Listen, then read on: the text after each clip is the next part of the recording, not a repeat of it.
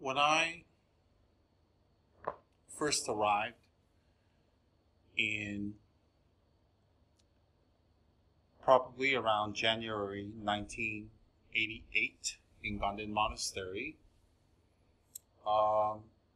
Gaden's very remote. The nearest city is Hubli, Hubli, and it isn't a massive city, but it is also a tiny city. And that's the nearest city, Hubli. And to give you kind of a reference point, Hubli is about 12 hours by bus from Mumbai. It's also about 12 to 13 hours away by bus to Bangalore. And from Delhi, if you're going to take a train, it's 2 nights and 2.5 days. So that means you would sleep on the train for 2 nights, and then the third day you wake up, in the afternoon you arrive in Hubli from Delhi. And from Goa, which is an international destination, it is about 6 hours by, taxi. I've never taken a bus, but monastic car, 6 hours. So that gives you a reference point. So Hubli was the nearest big city. And then from Hubli, we would take a car, a bus, or whatnot, 1 hour to Mundgod. Mundgod. And Mundgod is the Indian village. Next to that is the Tibetan settlements. When I arrived in 1988, maybe 1 or 2 persons in the whole monastery of 3,000 monks would have a phone, and the phone would occasionally work. And what I mean by occasionally means literally, if you try 1 out of 10 times, 1 out of 10 times the phone would work, and if you talk, you would have to scream and shout. It's just the connection was very bad. Electricity would be sporadic also at that time.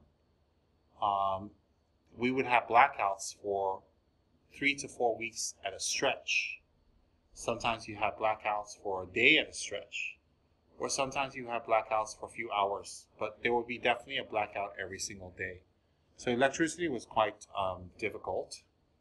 Some parts of the monastery had running water, and many parts of the monastery did not. It was quite simple and rural, and in some aspects primitive. But don't get me wrong, none of that is something negative. It's more of description of the place, and none of that bothered me. I was very happy there.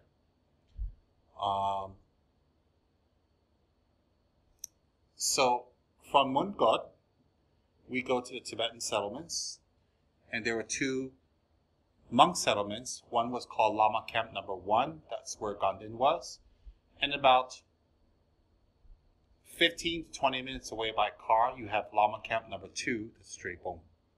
So the Great Drepung Monastery was re-established about 20 minutes drive away from Gaden. You can walk there too, but it'll take you about an hour, hour and a half. And Gaden was very nearby. And in between Gaden and Drepung, and around it, you would have the various Tibetan settlements.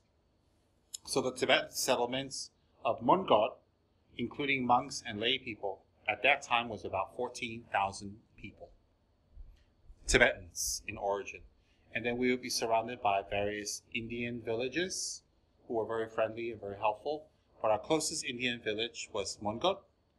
And a lot of us would go to Mundgod to buy simpler things and market for simpler things.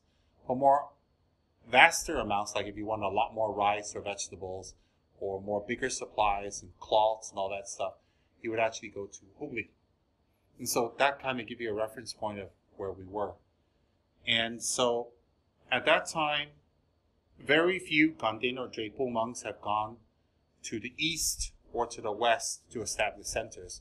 Of course, there were monks that had gone to the east and west, Hong Kong, Taiwan, Japan, Singapore, Indonesia, Mongolia, Russia, and established centers. And there were monks that were in Europe and also in North and South America that also established centers. But there weren't a lot, but there was a few, and they were quite established. And so going abroad would be a big production and a big deal for a lot of the monks, simply because of all the paperwork necessary, the visas, the applications, and also the distance. So when I arrived there, I would say in Gaden Monastery itself, there was, out of 3,000 monks, there would be maybe 5 or 6 monks that actually spoke English. And out of the 5 or 6 monks, maybe 3 monks or 4 monks that actually spoke really good English or very, easy to understand.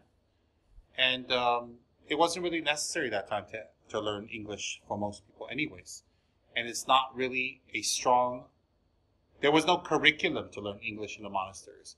It was more Tibetan grammar, studies, handwriting, and philosophy, rituals, not so much English. Later, they started putting English in the Tibetan monastic schools, but that was much later.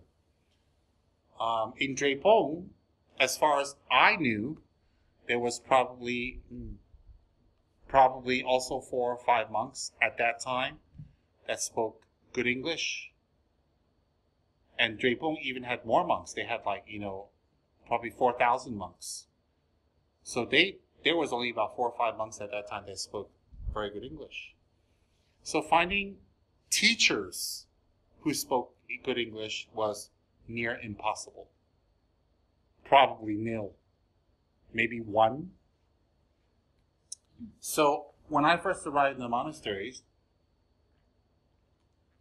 to receive teachings in Tibetan was extremely difficult because I didn't speak Tibetan. And the little bit I started picking up along the way, because you kind of listen and you learn and memorize, didn't serve its purpose in getting teachings. It was really, really tough.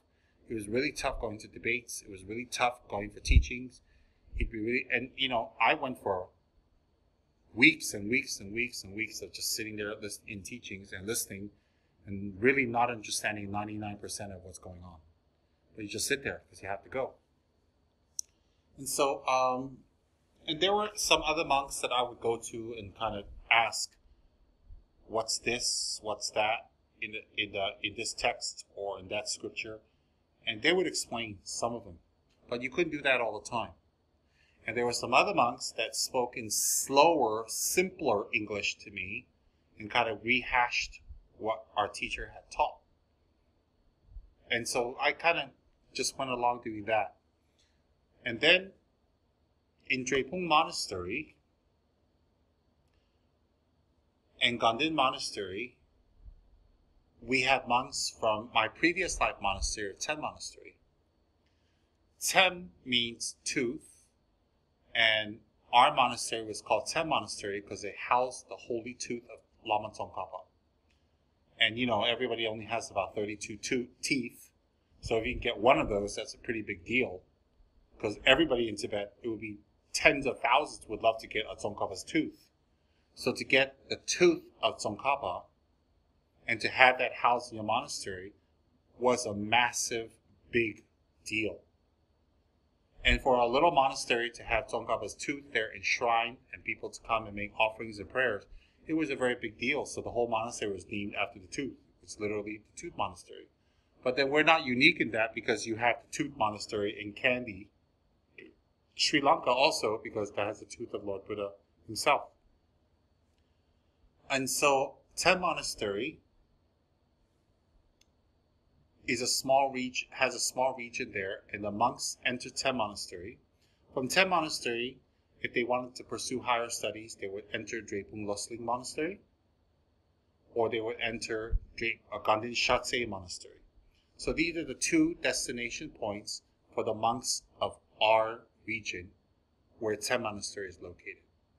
And that region is called Yara, Y-A-R-A. So Yara was the place where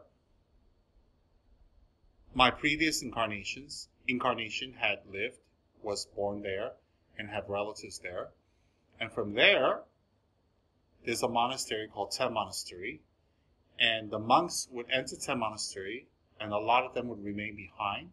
And many of them would go on to the higher studies of Drepung Losling Monastery or Gaden Shartse Monastery in Lhasa. And from that part of Tibet, it took you about a month to get there.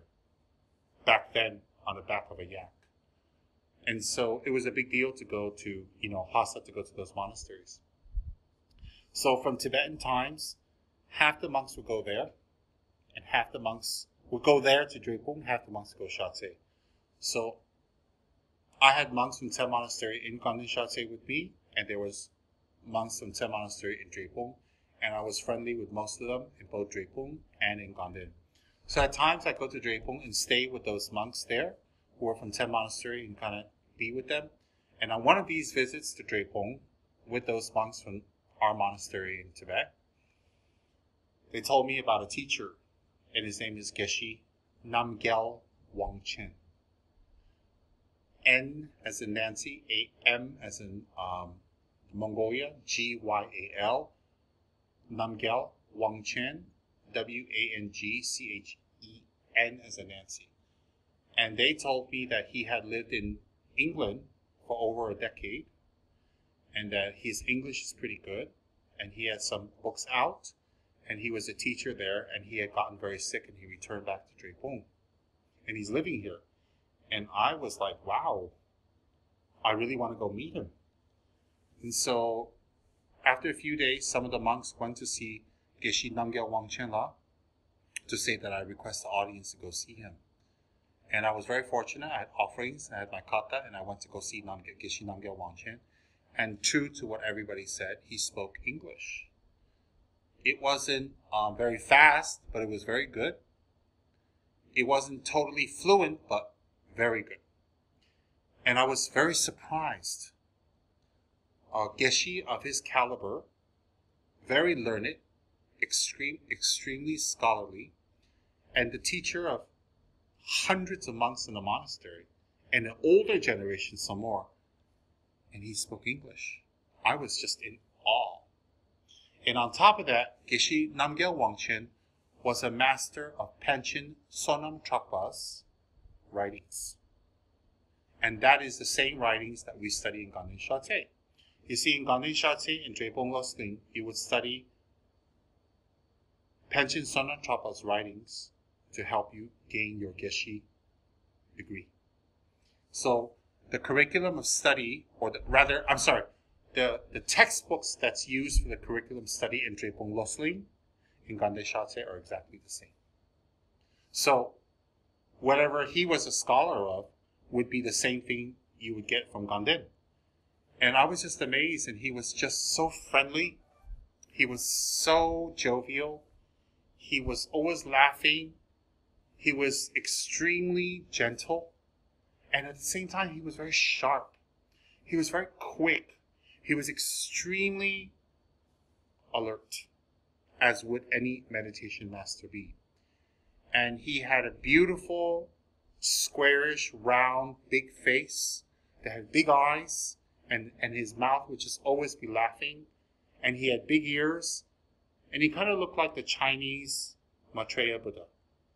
And he had a shorter neck, and he had smaller shoulders and a heavy set body.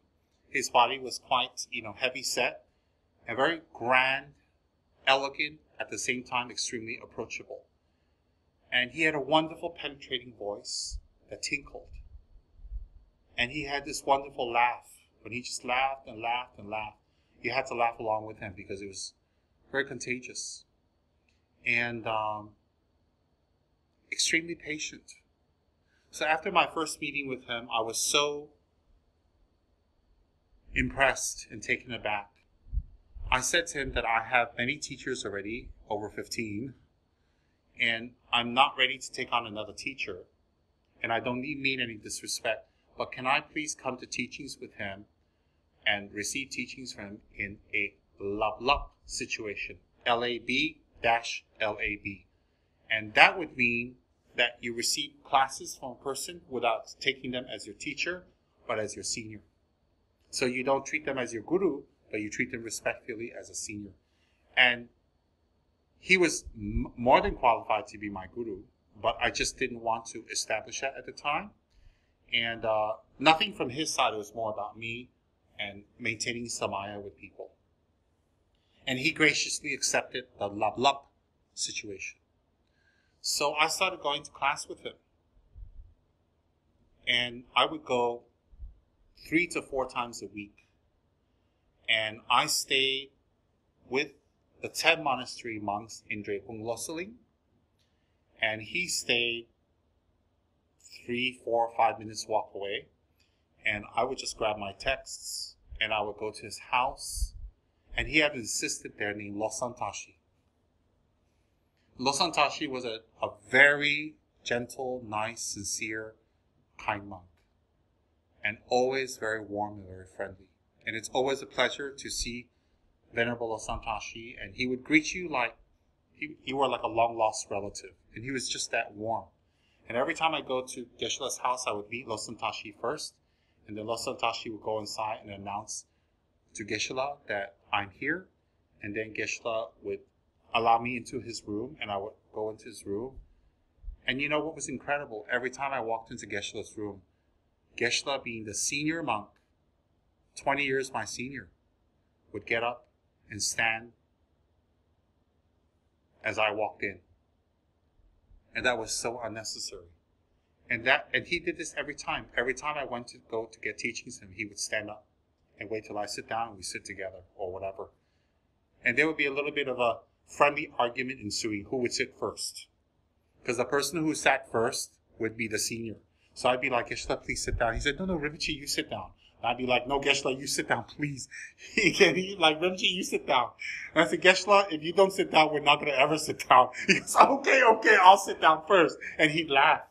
He'd laugh and go, okay, I'll sit down first. But, and then he'd sit down. And we go through this every time. And it wasn't pretentious. It wasn't fake. It just showed you how humble he was. That he's going to teach this person and give teachings to this person. He's a senior. He's going to teach the junior monk, the one who doesn't know anything. And he stands up for this monk when they walk in. Yes, I have a Tukul's title, but he still stood up. And for me, the Tukul's title didn't do much for me at all. In the sense of, in my own mind, that I'm a Tukul, I'm something. I don't think like that. And I was just overtaken by how humble he was. And it was like that all the time. So I stayed in Drepung Monastery for about 4 months, studying from him. And I stayed there specifically studying from him. And may I make a note, I love Drepung Monastery. I feel very at home in Drepung Monastery. And I remember the first time, this is a side note, the first time I ever went to Drepung Monastery, I was in Gaden. And I said I wanted to go visit Drepung Monastery. So I borrowed a bicycle. And so I cycled my way from Gaden to Drepung, which took me about 30 minutes. I was fit that time. And when I arrived in Drepung, the gates, I got off the bike, and there was immediately a very gentle breeze. This was in the afternoon. It was quite hot. Indian hot summer. There was a very gentle breeze. And I remember standing there, and I was feeling cooled up by this breeze, and I thought to myself, I feel at home here. Instantly, I had a feeling at home, feeling comfortable, and feeling I like the place very much, Drepung Monastery, especially Drepung Loseling. Of course, I like the monastery, but, I just felt very at home. Anyways, fast forward. And Geshe-la, during the teachings, would speak purely in English, and sometimes he put in Tibetan phrases, and he explained the Tibetan English.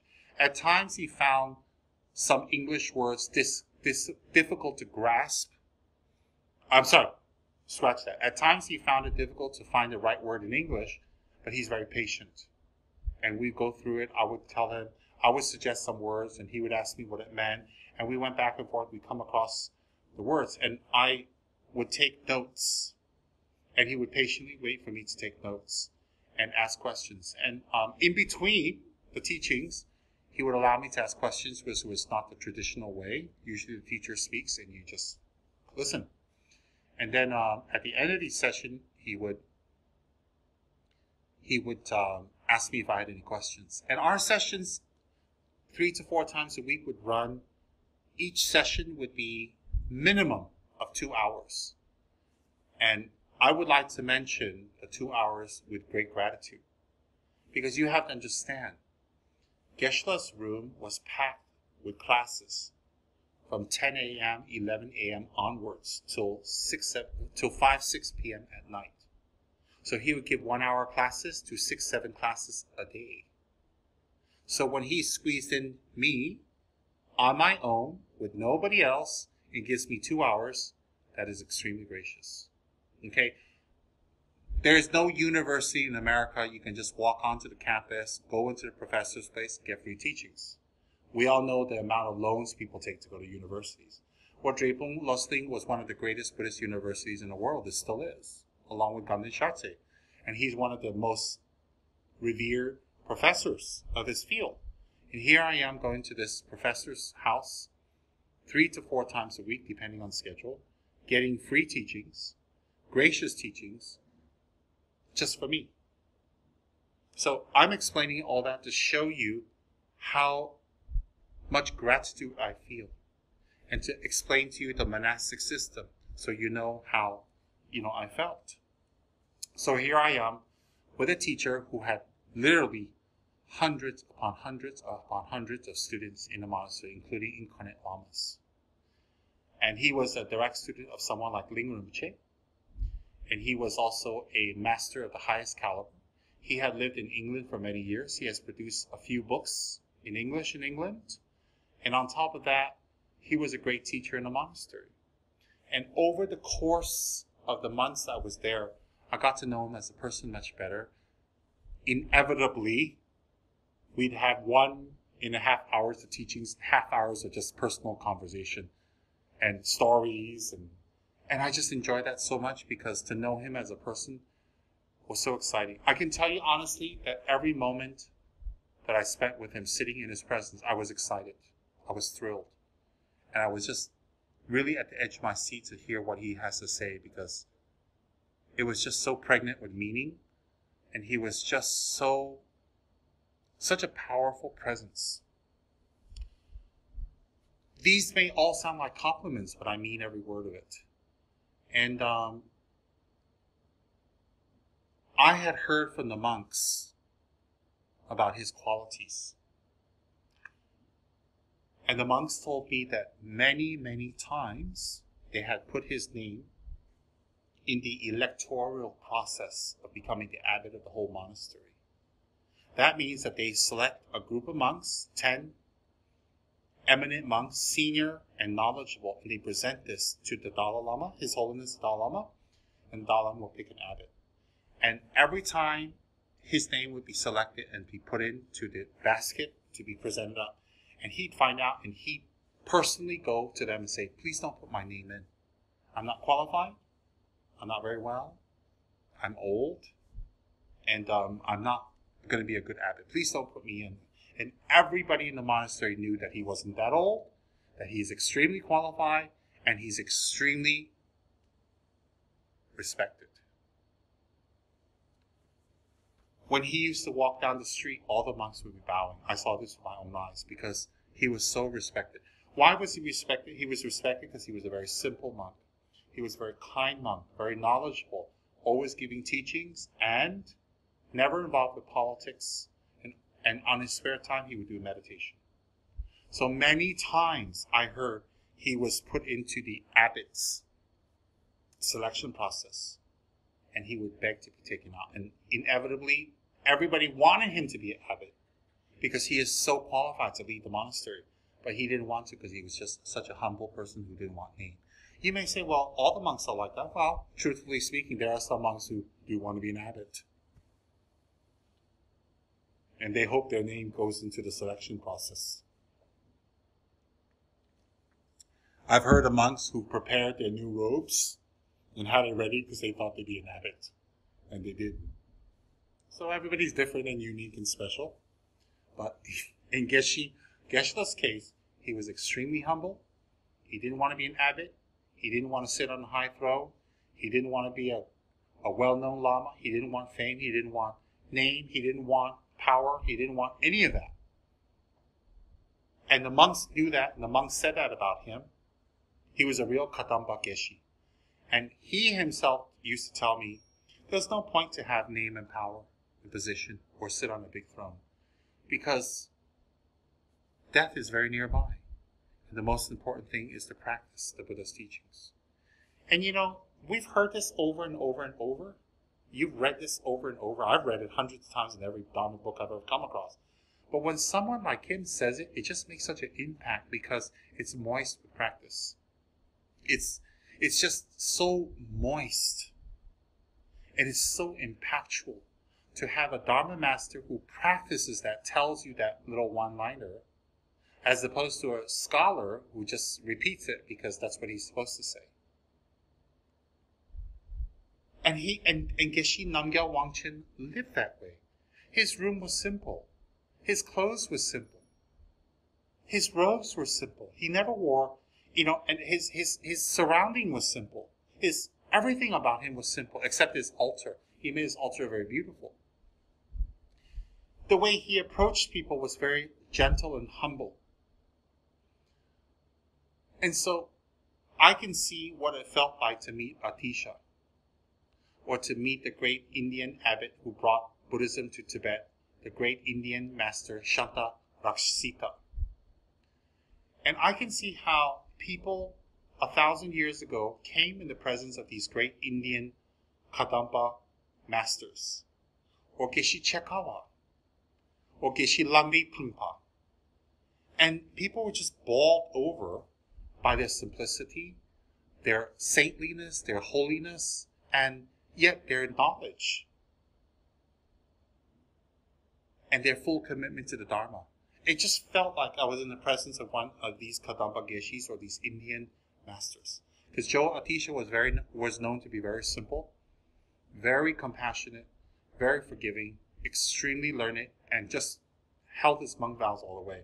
And Geshe Namgyal Wangchen was like that. He was just a monk through and through. He's everything you expect a monk to be, and maybe even more.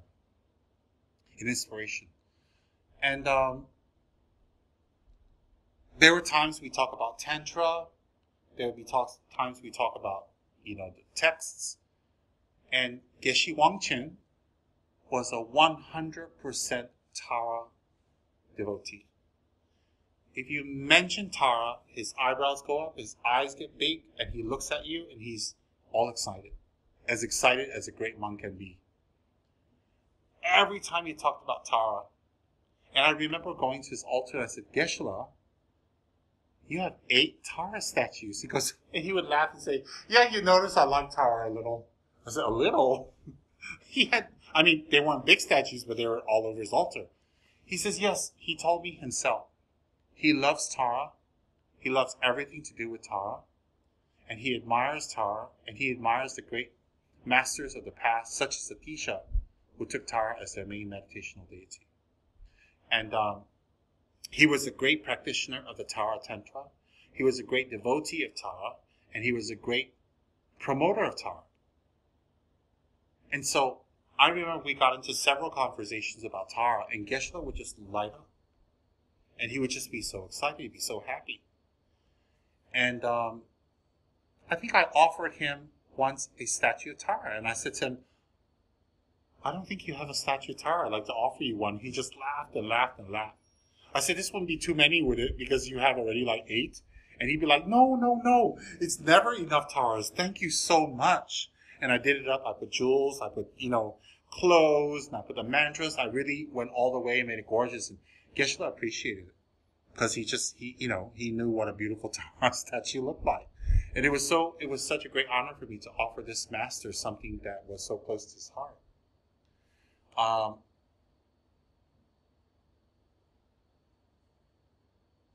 And so these are kind of the times I had spent with Geshe-la. And there were a few times he was very gracious, and he would invite me to lunch. And I would literally go to his house, have lunch, and after lunch, we'd have class. Or sometimes we had class, and afterwards, we had lunch. And his faithful assistant, monk, monk, student, and assistant, Losang Tashi was there. And Losang Tashi was just really an emanation of Geshe Wangchen because he was soft, he was kind, genuine, and you just felt he's a real good monk. He wasn't a scholar, but he was a great monk. And it was just so enjoyable to go to Geshe-la's house because his assistant monk is so kind. And you're saying, well, wouldn't all assistant monks be kind? And I would say, well, I would hope so. And I'll leave it at that. I would hope so. There was never any pride or ego. There was never a time where Geshe would try to get money or donations or ask for money or help, ever. And I remember I had a conversation with Geshe, and I said, why did you come back from England? Because you were doing really well there. And Geshe said to me, I was very, very, very, very sick.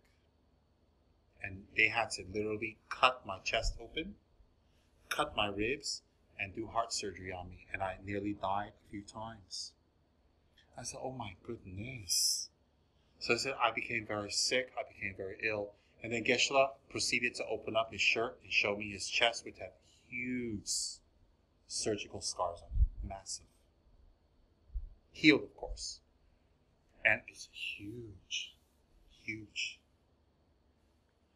It shocked me to see how big it was. And they literally just cut through his sternum and all that stuff. And when he came back, all the donations and offerings he had received in England, he literally used up for medical. And he used up for pujas. He said he did massive, massive pujas in the monastery. So he says he's back down to being just a simple monk. Like before he went to England, he had nothing. And I said, can I find you some sponsors? And he says, no, I don't need any. I'm fine the way I am. The monastery gives me food. I have a house. I'm fine. And that just impressed me so much because he really was a monk. And I asked Geshe how he is now. I'm very well now. And I'm alive. And I'm grateful to be alive because it's another day I can practice. It's another day I can put Buddha's teachings into meditation and gain enlightenment. And when he said that, although it was so simple, you felt it. You were moved. You knew it was for real. There are people that you see that they get sick or they get ill or whatever, and they just travel the world. They go eat at every restaurant. They buy all the clothes. They go and visit all the hot spots, and they get out their bucket list, and I tell you, it's a pretty big bucket. You just go, my God, you can die anytime, or you almost died, and that's what you're going to do with the time left. But you know what Geshe did with his time left? You know what Geshe's bucket list was? Was to put Dharma into practice, was to gain attainments, and to learn everything his teachers had taught him, and not learn, to apply all his learnings that his teacher had taught him, and put into practice, gain enlightenment. That was Geshe-la's bucket list. I asked Geshe, don't you want to travel? He says, no. I said, don't you want to go to another country? He said, no. He said, why would I want to do that? I'm very happy here in the monastery with Tara and my meditation, and I'm grateful to be alive. And whenever you mention Geshe-la's teacher's name, or when he mentioned it, he would have his hands folded, and he would just take a few seconds of silence in great devotional memory. All the time.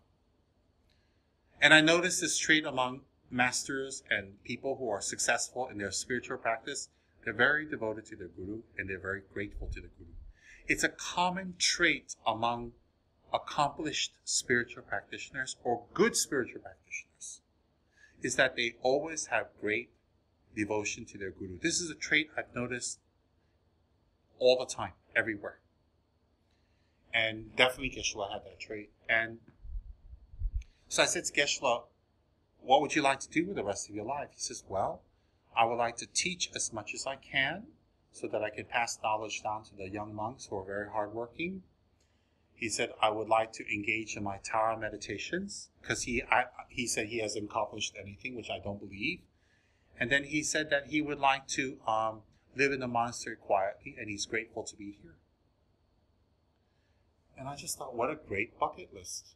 I mean, Geshe-la's bucket list is to live in the monastery, apply all the teachings he's gotten from his teachers, give teachings to other monks who needed it, do his meditation practice on Tara, and appreciate every single day that he can, every single day, because it's another day he can apply Buddha's teachings. I just thought at that time, what a great bucket list. I can't tell you how much that inspired me. I can't tell you how much that affected me. I can't tell you how much that touched me deeply. He was like another master like Sonam Rinpoche. He was like Khyentse Rinpoche. He was like Trijang Rinpoche and Dzime Rinpoche, these masters, because these masters were real masters is because they committed to the Dharma, and their longing in life was to gain enlightenment. Very touching. And I remember a few months when we got to know each other very well, there was a monk who was very sick, and Geshe was personally raising funds with this monk. And when I heard, without asking his permission, I went and contacted some of my friends and got some money and went to offer to Geshe for this monk. And Geshe was just so appreciative. He was just so moved and touched. And every offering given to him, although it wasn't for him, it was for another monk, you can see the deep sense of appreciation from him. And I guess what I'm trying to say is every aspect about this person was a real Buddhist practitioner. And that made another impression on me, that everything you get, never take it for granted. Everything you get from people, an offering, a gift, never take it for granted. Be like Geshe Namgyal Wangchen, who appreciated everything. And someone of his caliber must have received many gifts, but every gift he received was like the first time he ever received a gift. And just that gentle, appreciative warmth. That was very touching to me too. Nothing was taken for granted, that's what I'm trying to say. Geshe never had heirs. Never. And so, this was the kind of experience I had with him. And I must say that he had no status in the monastery, such as sitting on a big throne. When he went to pujas, he sat on the floor with the other, inverted commas, ordinary monks. I saw with my own eyes. But he was highly revered and respected by all the monks. He was a great teacher. He was a practitioner. He was a great meditator of Buddha's teachings. He affected me very deeply, and I had the highest respect for him. The highest. Really, I do. I have the highest respect for him. And consequently, later, I was sent to Malaysia to give teachings and all that. And when I had returned, I had rebuilt Pogang Kamsin's housing situation, which means Pogang Kamsin, our section of the monastery in Gaden, needed a lot of buildings for monks. So I was able to build enough housing for 100 monks. I was putting new floors in for the Gaden main prayer hall, Lachi, inverted commas, Lachi prayer hall. I was doing the debate courtyards. I was putting in water for the monastery. I was helping the hospitals. And Geshe had heard about all this. And he would tell me during the course of our meetings, he would say, "Oh, I heard what you did in Gaden this month. I heard that you had put floors in the prayer hall." And Geshe would say this, and he would just say with so much enthusiasm, so much happiness, and he would fold his hand and he says, "I rejoice so much with you serving the Sangha and helping the monks in Gaden. It is truly a very something to rejoice." And he would fold his hands to me and actually thank me for serving the monks in Gaden. And I just thought, wow. And I saw another aspect of this master. He rejoiced in what you did. It didn't matter if you did it for him, his monastery, or his division, or was related to him or not. He just rejoiced that you did good things for others. He just rejoiced. Open, no barriers. And I just went, and then when you're with these kind of masters, you notice these qualities. It's not something you learn in one session. Because they hide their good qualities really well. It's over time you see this. And I would go to his house, he would say, I heard what you did in Gaden. And I'd be like, what? Does he? like, and he'd be like, I heard you did this for the hospital. And I said, oh, Geshe, who told you? He says, I have my messengers. And he would laugh. And they would tell me, he would say it really loud and happy, I have my messengers, and little people would tell me things too. And I'd be like, oh. I said, what did your messengers tell you? He said, I heard that you had helped the hospital. You were helping TB patients. And you donated so and so. I said, you even know the amount? He says, yes, I do. And I'd be like, and he'd fold his hands and said to me, thank you so much for helping those patients, those TB patients. They suffer so much and they really have no hope.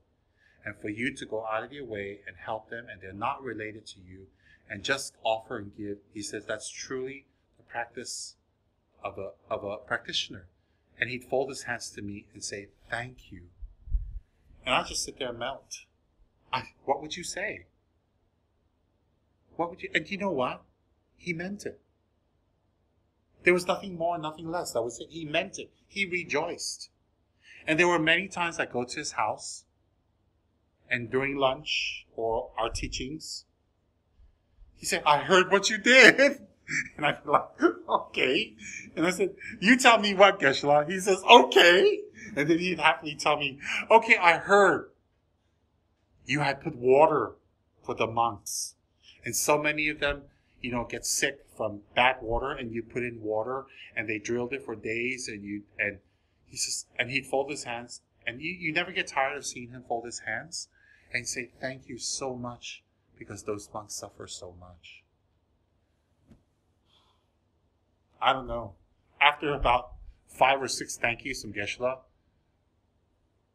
you're just highly embarrassed. I was highly embarrassed because how do you have a Buddha come and thank you? You feel like a little ant, a tiny little ant with huge spotlight saying, you did so much, and you moved one leaf. It was just, it humbled me so much. That's number one. Being in Geshe-la's presence and learning from him and studying with him and conversations with him gave me this. I learned how important it is to be humble, but genuinely humble, not as a front. I learned how important it was that you lived your life as a monk all the way, and you just went all the way with your monk practices and vows, because that itself has a strong impact on the audience, for lack of a better word. I learned how just being content with what you receive from your guru and getting your Dharma practice and having the opportunity to practice every single day is a gift and is a blessing, and that's what you should be doing every single day. And I learned from Geshe that being great and being something very beneficial and a light is not so much your position status, it is really your practice. And even when I speak about him now, I'm in awe and I'm very moved. And the reason I'm blogging about him is I want the world to know that I had a chance to spend time with such a master who practiced what he learned, who practiced what he taught. And that itself is tremendous. Really, it's tremendous. That all the teachings that he received from his teacher and that he had mastered wasn't something intellectual, a scholar, or a way to gain money or respect, or a business or a profession. But for him, it was really, he got those teachings to practice, to become a Buddha. that was incredible. And so whenever I had Malaysian students come and visit Gaden, I would try to take them over to see Geshe Namgyal Wangchen to get his blessings. It was really to get his blessings, to be in his presence. And he would speak in wonderful English to them. And inevitably, people would go away very moved. So one of the times I went to Gaden, I had offered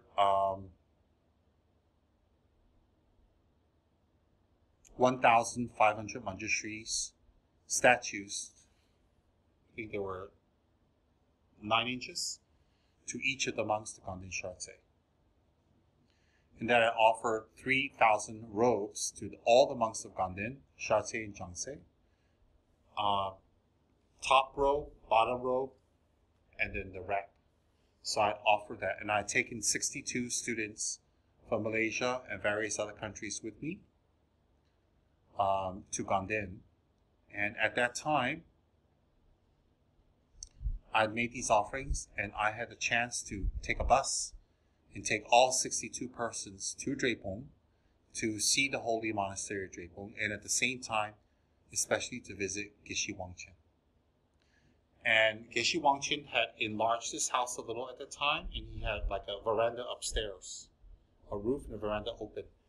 And I remember I had brought vitamins for him to make sure his health stays healthy.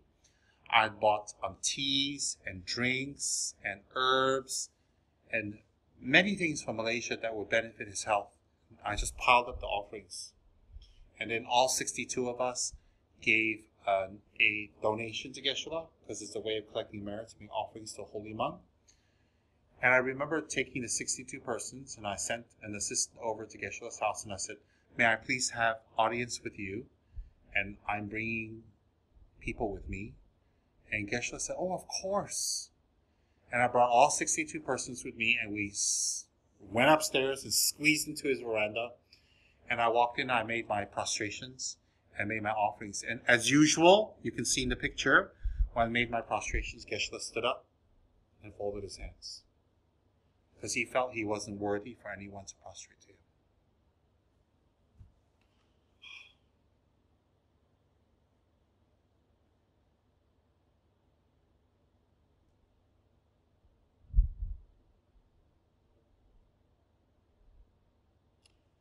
I had explained to him what these people are here for and what we're doing, and as usual, he had heard what we're doing in Gaden.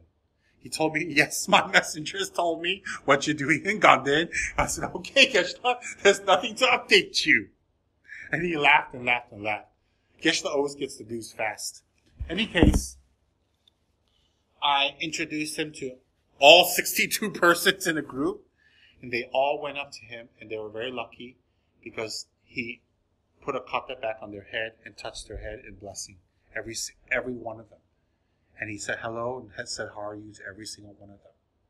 And because our time was short and it was getting dark and Geshe-la was a little tired, after about 2 hours we took our leave, and that was the last time I saw this great master.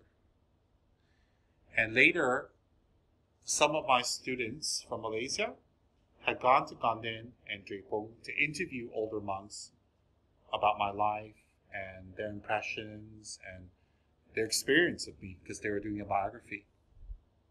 And one of the teachers they interviewed was Geshe Namgyal Wangchen. And Geshe-la, as usual, gave his gracious time and energy for the interview to talk about me, and you'll see that in the video. And you will see from the video the warmth, the happiness, the inner strength, the compassion, and the simplicity of this scholar, Tara Yogi monk. And you will feel it in the videos, the vibrations of this powerful person who was so genuine, and that made a very big impact on me.